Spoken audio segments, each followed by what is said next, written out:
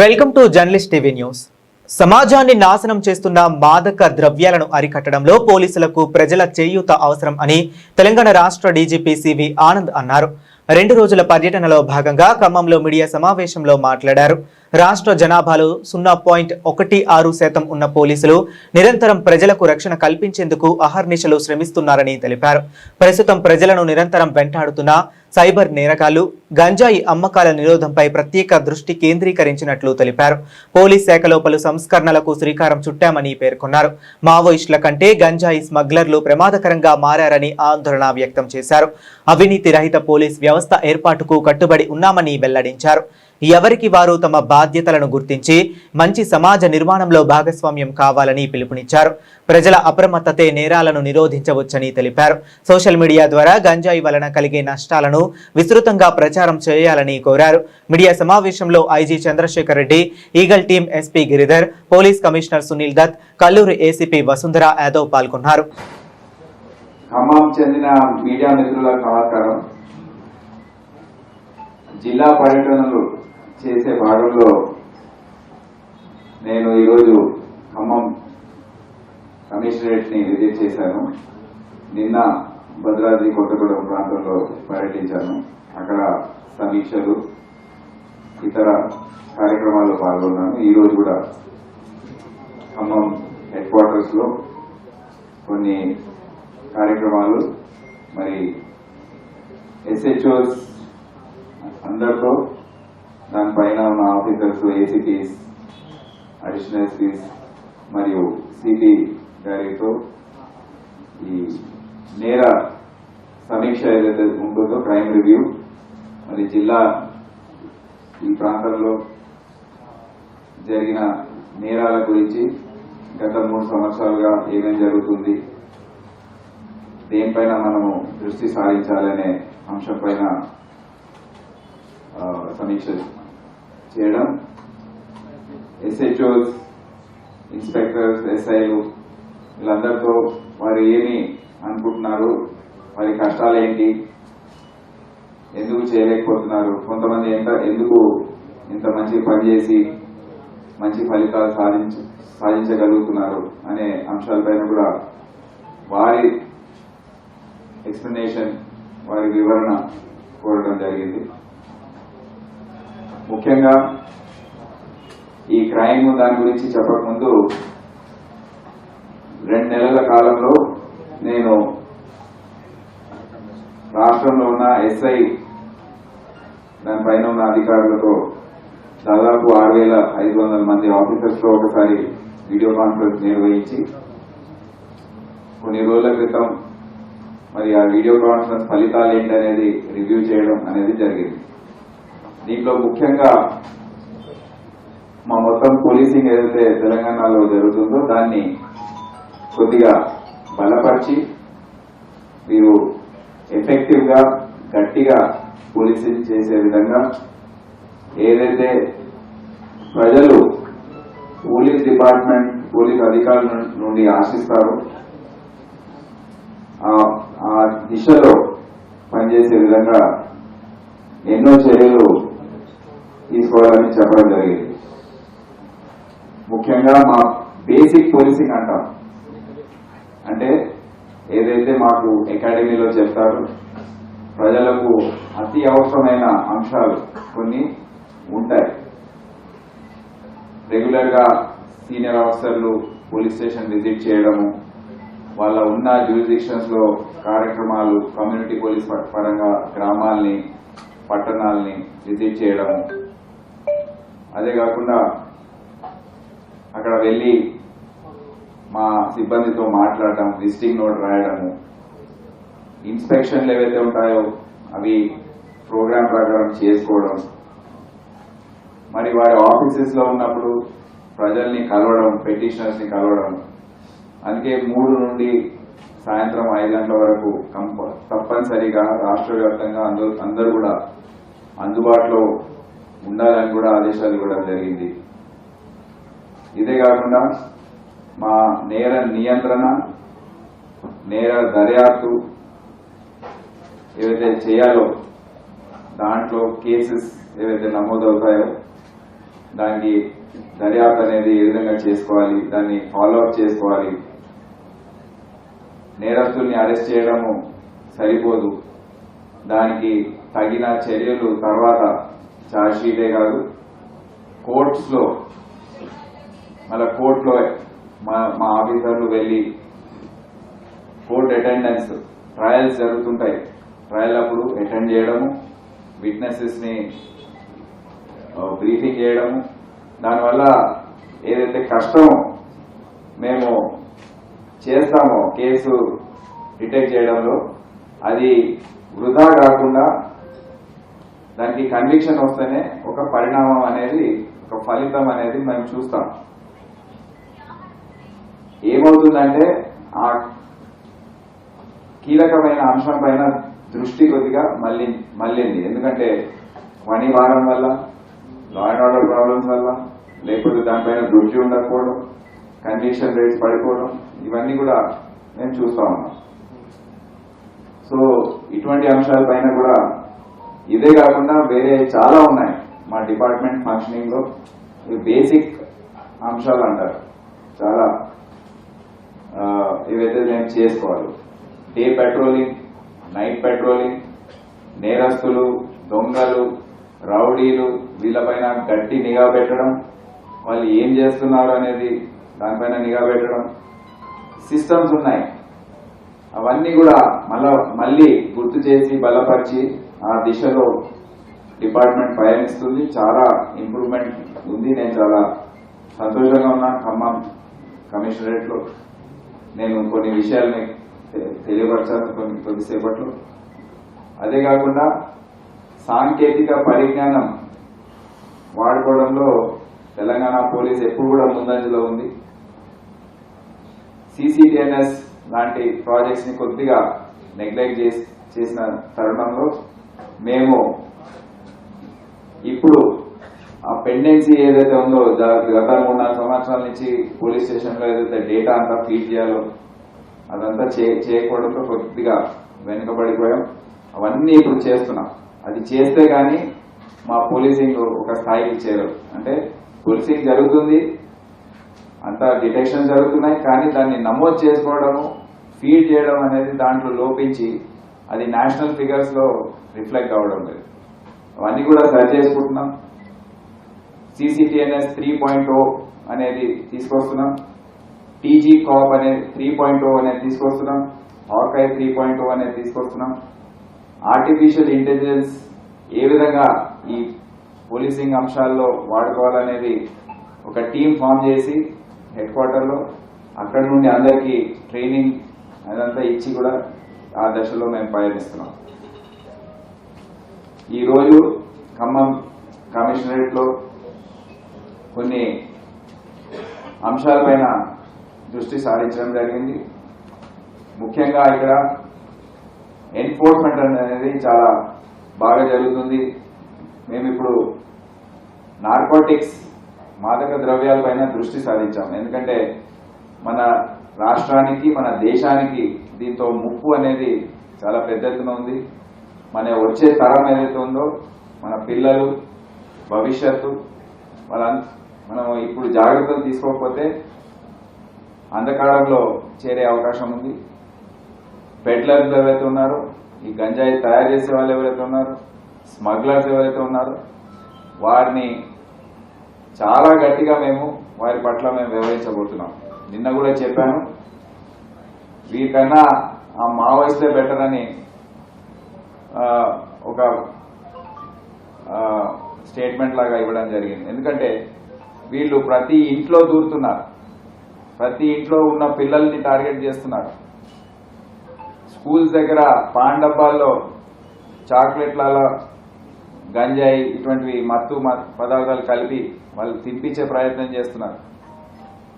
ఇటువంటి దారుణమైన పని ఏదైతే జరుగుతుందో దాన్ని అందరం కూడా కలిసికట్టుగా, పోలీస్ డిపార్ట్మెంటే కాదు, మాకు ప్రజల సహాయం అవసరం అవుతుంది, మీడియా సహాయం అవసరం అవుతుంది. మీరందరూ కూడా సోషల్ మీడియా ద్వారా ఇదొక యుద్ధంలాగా మనం చేస్తే గాని మనము మన వచ్చే భవిష్యత్తుని కాపాడుకునే ఆస్కారం లేకుండా పోతుంది.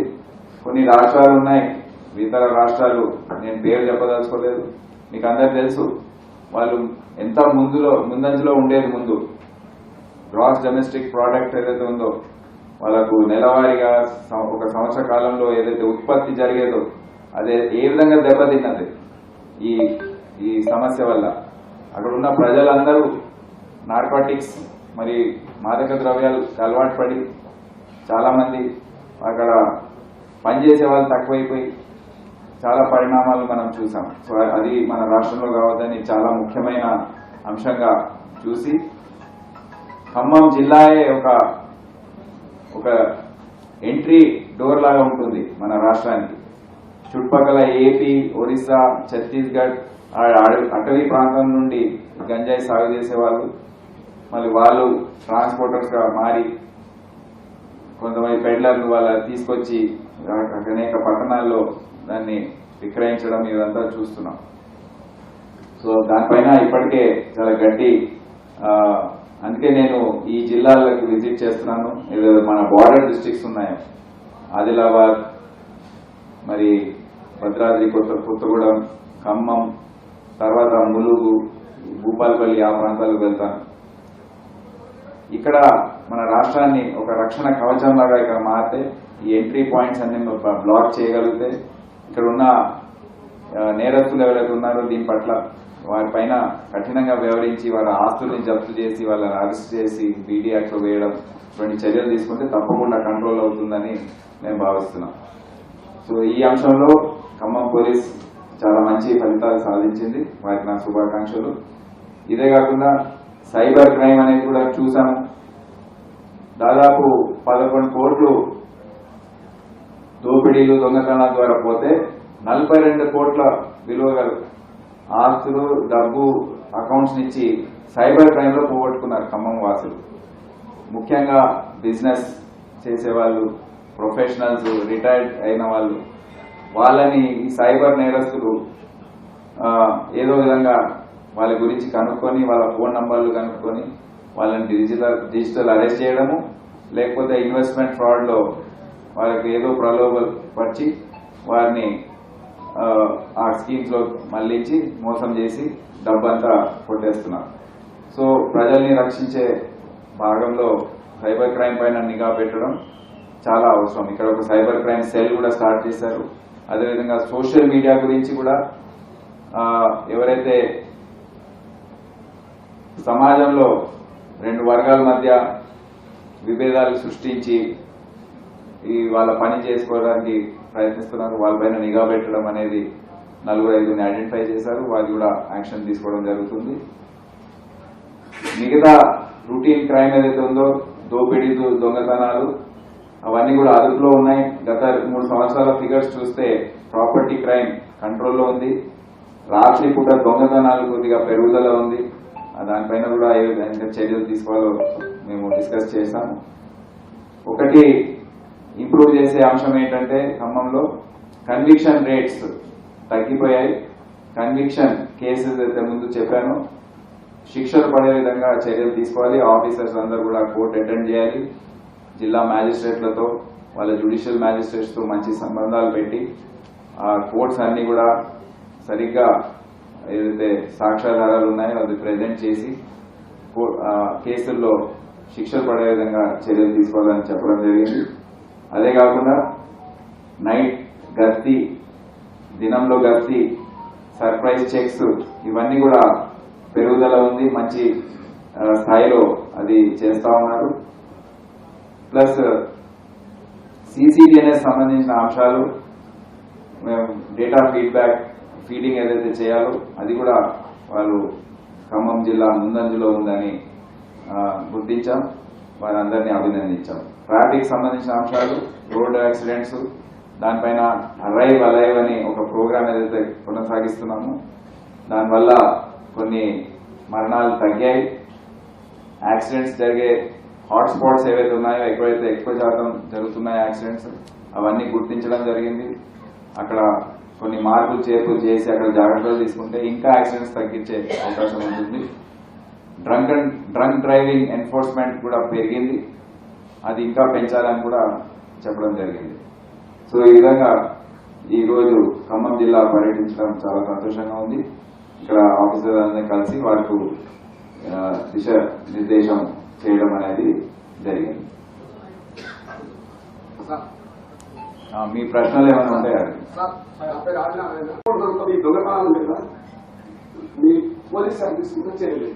అదే ఇప్పుడే చెప్పాను, విజిబుల్ పోలీసింగ్ అనేది రాష్ట్ర వ్యాప్తంగా పెంచడం జరిగింది. సో రాత్రిపూట గస్తీ ఏదైతే ఉందో దాన్ని ఇంకా పాయింటెడ్ గా చేయాలి. అంటే దొంగలు వాళ్ళ ఇళ్ళు ఎక్కడున్నాయి, వాళ్ళు ఏం చేస్తున్నారు, జీవనోపాధి కోసం ఏం చేస్తున్నారు, రౌడీలు ఏం చేస్తున్నారు, ఈ చిల్లర దొంగతనాలు చేసే వాళ్ళు ఏం చేస్తున్నారు, ఎక్కడున్నారు, ఉన్నారా ఇంట్లో లేదా, ఎక్కడ వెళ్లారు, వెళ్తే ఏ రాష్ట్రాల్లో ఉన్నారు, ఇటువంటి అంశాలు ఏవైతే ఉన్నాయో దానిపైన దృష్టి సారించాలని ఇప్పుడే చెప్పడం జరిగింది. మీరు చెప్పిన 2-3 కేసెస్ డిటెక్ట్ అయి ఉన్నాయి. ప్రాపర్టీ రికవరీ అనేది కొన్నిసార్లు జరగదు, కొన్నిసార్లు కొద్దిగా తక్కువ జరుగుతుంది, కొన్నిసార్లు తొందరగా డిటెక్ట్ అవుతే ఎక్కువ జరుగుతుంది. కానీ నేరస్తులు అరెస్ట్ అయ్యారు. రికవరీ కోసం కూడా ఇప్పుడే సిపి గారిని అడిగితే చెప్పారు, ప్రయత్నాలు జరుగుతూ ఉన్నాయి. ఆ బాలిక కేసులో కూడా కొన్ని వేరే అంశాలు కూడా ఉన్నాయని తెలిసింది. కానీ అది కొద్దిగా లేట్ అయినా దాని గురించి దర్యాప్తు ఆ కంప్లైంట్ రావడంలో ఆలస్యమైందని తెలిసింది. కానీ ఇటువంటివి కూడా ఎటువంటి ముందు వచ్చే రోజుల్లో జరగకుండా చర్యలు తీసుకోవాలని చెప్పడం జరిగింది. అవును, దానిపైన ప్రత్యేకంగా ఇప్పుడే అందుకే సమీక్ష కూడా ఆలస్యం దాని గురించి అయింది. సో మర్డర్ కేసులు ఈ విధంగా అన్డిటెక్ట్ గా ఉండడం మంచిది కాదు. ఒక స్పెషల్ టీం ఏర్పాటు చేసి కొత్తగా ఆలోచన, కొత్తగా ఏదైతే క్లూస్ ఉన్నాయో దాని గురించి అన్వేషణ అనేది చేయాలని సిపి గారికి ఆదేశం ఇవ్వడం జరిగింది. ఒక నెల రోజులు వాళ్ళు ఎఫ్ఎస్ఎల్ రిపోర్ట్స్ ఇవన్నీ కూడా తెప్పించుకొని ఒక నెల రోజుల్లో ఆ కేసు ఛేదిస్తారని నేను ఆశిస్తున్నాను. సార్, అంటే ఈ జిల్లాలో కల్లూరు అవును. సో మీరు చెప్పిన అంశాలు నేను ఆల్రెడీ ఈ కేసు గురించి హైదరాబాద్ కూడా పిలిపించి సమీక్షించాను. సో దాని గురించి కొన్ని అంశాలు ఉన్నాయి. అది మీరు చెప్పిన అంశాలపైన కూడా మేము పరిగణనలు తీసుకొని దాన్ని ఎట్లా ముందుకు వెళ్ళాలి అనేది అక్కడ సిపి టీం ఏఎస్పీ కూడా ఉన్నారు, వాళ్ళు చేస్తారు. వచ్చే రోజుల్లో తప్పకుండా దాన్ని చేయిస్తారని మేము అనుకుంటున్నాం. ముఖ్యంగా పొలిటికల్ ఇన్ఫ్లుయెన్స్, కాంట్రాక్ట్ లెటర్స్ తోని పోస్టులు సంపాదించుకునే శక్తుల వల్ల సామాన్య ప్రజలు ఇబ్బందులు గురవుతున్న వాళ్ళకి న్యాయం జరగట్లేదని చాలా కంప్లైంట్స్ ఉన్నాయి. ముఖ్యంగా మట్టి మాఫియా కూడా ఈ జిల్లాలో అన్ని నియోజకవర్గాలకు సంబంధించిన వరకు వాళ్ళకి అనుబంధంగా ఉంటున్నారు అనేది ప్రబలంగా ఉన్నది. అది ప్రత్యేకించిన దాని మీద ఏం యాక్షన్ తీసుకుంటారని తప్పకుండా దాని గురించి అందరితో మాట్లాడాలి. ఇప్పుడు ఉన్న సిస్టమ్ మీకు తెలుసు, కానీ దాంట్లో కూడా ఏంటంటే మేము కూడా కమ్యూనికేషన్ పెట్టుకొని ఎవరైతే అధికారులు వాళ్ళ రికార్డ్ బాగుందో చెప్పడము, దాని గురించి కన్విన్స్ చేయడము అనేది ఒక ఉంటుంది. సో తప్పకుండా పోలీసింగ్, మంచి పోలీసింగ్ చూపించినప్పుడు అందరు కూడా, నా 35 సంవత్సరాలు నేను ఎక్స్పీరియన్స్ చేశాను, మంచి పోలీసింగ్ చూపించినప్పుడు అందరూ వింటారు. సో అదే దిశలో వెళ్లాలని మా అధికారులందరికీ చెప్పడం జరిగింది. ఎవరైతే బాగా చేస్తారో తప్పకుండా వారికి రివార్డ్ చేయడం, ఎవరైనా చాలా అంటే ఏదైనా నాకు అండం ఉందని ఏదైనా చేస్తే తప్పకుండా వారికి శిక్షలు పడతాయని చెప్పడం జరిగింది. ఓపెన్ అందరికి ముందు చెప్పాను, ఇక్కడ మా ఇన్స్పెక్టర్లు, ఎస్ఐలు అందరి ముందు. సో వారు కూడా ఒళ్ళు దగ్గర పెట్టుకొని పనిచేయమని చెప్పాను. తప్పకుండా ప్రజలకు సేవ అందించే విధంగా అక్కడ ఉన్న ప్రజలు ఎవరైతే ఉన్నారో వాళ్ళు పోలీస్ దగ్గర వచ్చినప్పుడు వాళ్ళకు ఊరట కలగాలి. అంటే మేము న్యాయం కోసం వెళ్ళొచ్చు అనే అంశం పైన దృష్టి సారించాలి. వారి మంచి రెప్యుటేషన్ ఉంటే ఆఫీసర్స్ కూడా వారి కెరియర్ కోసం కూడా మంచిది అని వారికి చెప్పడం జరిగింది. తప్పకుండా ఇంప్రూవ్మెంట్ ఉంటుందని నేను ఆశిస్తున్నాను. లాస్ట్ క్వశ్చన్ అండి, ఇంకెవరైనా అడుగుతారా? బ్యాక్ సైడ్ అందరు ముందు క్వశ్చన్స్ అడిగేవాళ్ళు. Cyber crime, third priority road safety అనేది పెట్టుకున్నాం. అందుకే ఒక కొత్త బ్యూరో, ఒక డిపార్ట్మెంట్ స్టార్ట్ చేయబోతున్నాం. Traffic management and road safety bureau of Telangana, TMARS అని, అంటే ట్రాఫిక్ అంటే హైదరాబాద్ నుండే మానిటర్ చేయడం జరుగుతుంది. ఏ విధంగా అయితే ఈగిల్ సంస్థ వచ్చిందో, ఏ విధంగా అయితే సైబర్ క్రైమ్ బ్యూరో వచ్చిందో, అదేవిధంగా దీంట్లో ఏంటంటే పట్టణాల్లో ట్రాఫిక్ మేనేజ్మెంట్, ఇప్పుడు ఖమ్మం ఉంది, ఖమ్మం సిపి చెప్పిన ప్రకారం వాళ్ళు చేస్తుంటారు. కానీ చాలా మంది అధికారులకు ట్రాఫిక్ ఏ విధంగా మేనేజ్ చేయాలి, ఏ విధంగా మెరుగుపరచాలి, చర్యలు ఏమేమి ఉంటాయి, ఇంజనీరింగ్ ఏమేమి చేసుకోవచ్చు, ఎడ్యుకేషన్, దాని ఎన్ఫోర్స్మెంట్ ఏ విధంగా చేయాలనేది అవగాహన తక్కువగా ఉంటుంది. అందరూ ట్రాఫిక్ లో పనిచేస్తే గానీ అవి అర్థం కావు. సో ఈ ట్రాఫిక్ కొత్త బ్యూరో ఏదైతే వస్తుందో దానివల్ల రాష్ట్ర వ్యాప్తంగా ఒక స్టాండర్డైజ్డ్ పద్ధతిలో అందరూ ఒకే విధంగా ట్రాఫిక్ మేనేజ్మెంట్ చేస్తారు. అంటే హెల్మెట్లు వేసుకోవాలి అందరూ. ఖమ్మం పట్టణంలో వేసుకుంటారు కానీ సత్తుపల్లిలో వేసుకోరు, ఇక్కడ వేసుకుంటారు కానీ మహబూబాద్ లో వేసుకోరు. హెల్మెట్ కంపల్సరీ అంటే మొత్తం రాష్ట్ర వ్యాప్తంగా హెల్మెట్ వేసుకోవాలి. సీట్ బెల్ట్ కొన్ని ప్రాంతాల్లో కొంతమంది వేసుకుంటారు, కొంతమంది వేసుకోరు. ఇప్పుడు యాక్సిడెంట్స్ లో చనిపోవడం అనేది ఆ మరణాల సంఖ్య పెరుగుతుంది. ఎందుకంటే ఫ్రంట్ సీటే కాదు, బ్యాక్ సీట్ లో కూర్చున్న వాళ్ళు సీట్ బెల్ట్ వేసుకుంటే ఈ మరణాల సంఖ్య సగం అయిపోతుంది. యాక్సిడెంట్ జరిగినప్పుడు నిద్రపోతున్న ప్యాసింజర్స్ ఎవరైతే ఉన్నారో వాళ్ళు తప్పకుండా చనిపోవడం జరుగుతుంది. ఎందుకంటే కొలిషన్ వల్ల బ్రెయిన్ డ్యామేజ్ కావడం, చెస్ట్ బోన్స్ క్రాష్ కావడం, ఇటువంటివన్నీ జరుగుతాయి. అందుకే సీట్ బెల్ట్ ఒకసారి ఒక విధానం అనేది పెట్టినప్పుడు రాష్ట్ర వ్యాప్తంగా అది అమలు కాబోతుంది. అదేవిధంగా ట్రాఫిక్ మేనేజ్మెంట్ గురించి కొన్ని ఉంటాయి. సిగ్నల్స్ దగ్గర ఆపుకోవడం, red light, green light, orange light, ఇవన్నీ కూడా ఒక పద్ధతి ప్రకారం చేస్తే తప్పకుండా హైవేస్ పైన పార్కింగ్ వల్ల అక్రమంగా పార్కింగ్, లారీలు పోతా ఉంటాయి రాష్ట్రాల మధ్య. పంజాబ్ నుంచి బయలుదేరితే కేరళ వరకు లారీలు పోతుంటాయి. అలసిపోయి వాళ్ళు రోడ్డు పైన పార్కింగ్ చేసి పడుకుంటారు. అది అక్రమం, అది చెయ్యొద్దు. దానివల్ల ఏంటంటే వెనకాల నుంచి వచ్చే వాళ్ళు కొంతమంది అది కనబడ పరిస్థితుల్లో గుద్దేసి చనిపోవడం అనేది ఎక్కువ సంఖ్యలో మనం చూస్తున్నాం ఈ మధ్య. సో ఈ హైవేస్ పైన పెట్రోలింగ్ చేసుకోవడం, హైవే పెట్రోలింగ్, ఇటువంటి అక్రమంగా పార్క్ చేసిన లారీస్ వాహనాలని తరలించడం, తోసేయడం, పక్కకు పెట్టేయడం, వాళ్ళని పని చేయడము, సీజ్ చేయడం, ఈ హైవే పెట్రోలింగ్ అనేది పెంచి ఈ ట్రాఫిక్ యాక్సిడెంట్స్ లో మరణాలు తగ్గించి అదే ధ్యేయంలో మేము ఈ బ్యూరోని స్టార్ట్ చేయబోతున్నాం.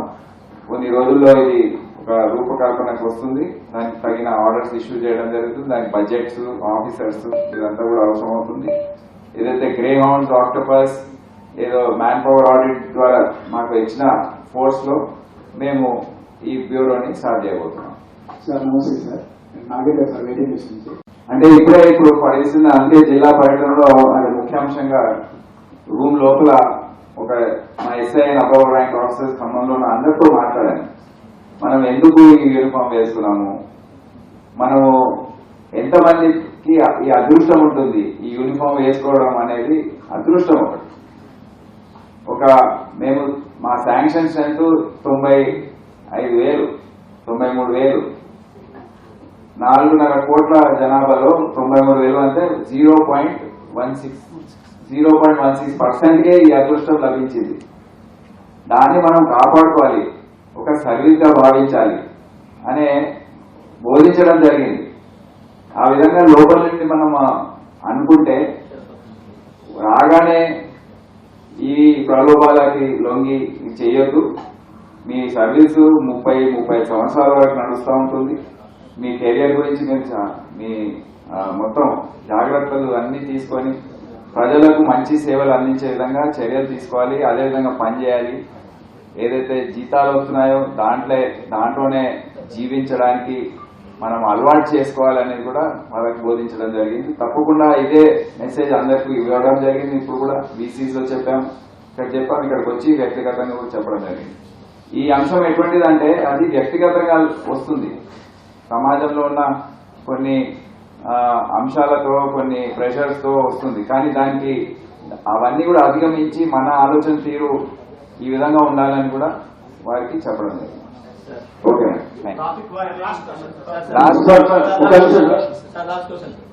ట్రాఫిక్ వైలేషన్స్ సంబంధించి ఇప్పుడే చెప్పాను ట్రాఫిక్ పైన. Last question.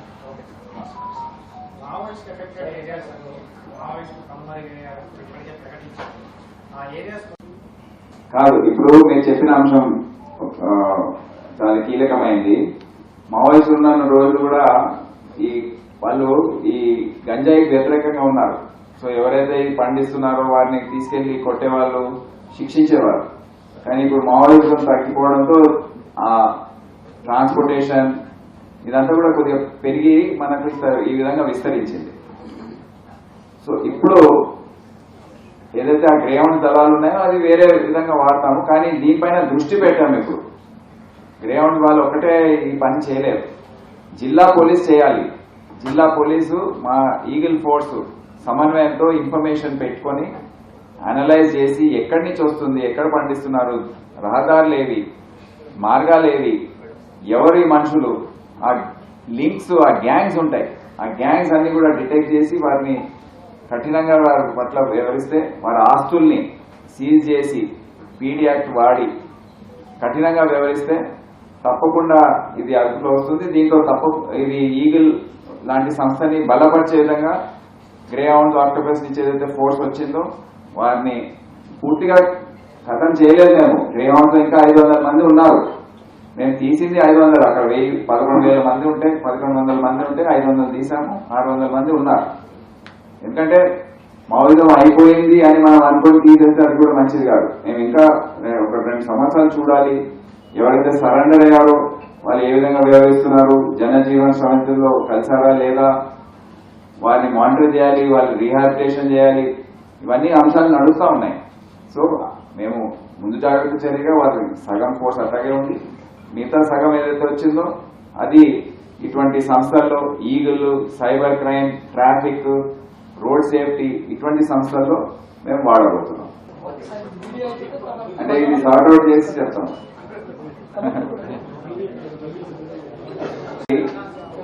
నేను ఈ మైక్ లో మాట్లాడాలా వద్దా అది చెప్పండి.